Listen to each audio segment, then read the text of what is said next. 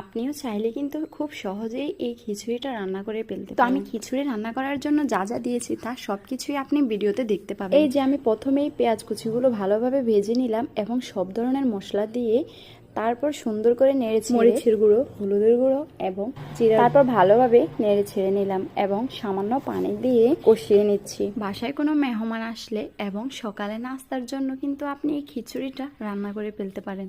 আমি মাংসগুলো দিয়ে তারপর ভালোভাবে কষিয়ে নিলাম।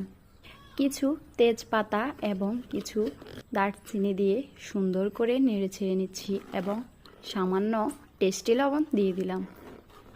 সব কিছু দিয়ে দেওয়ার পরে আমি ঢাকনাটা দিয়ে কিছুক্ষণ রেখে দেব। এই যে আমি ঢাকনা সরানোর পরে দেখুন আমার মাংসগুলো এবং মশলাগুলোর কালারটা কতটা সুন্দর দেখা যাচ্ছে। মাংসগুলো একটু সিদ্ধ হয়ে যাওয়ার পরে আমি আমার ধুয়ে রাখা মশারির ডাল এবং চাউল দিয়ে দিলাম। তারপর নেড়ে ছেড়ে নিলাম এবং পানি দিয়ে দিলাম।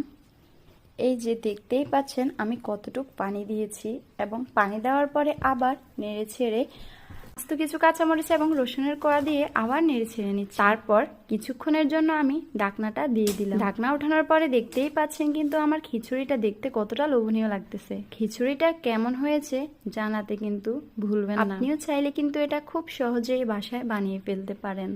আল্লাহ হাফেজ।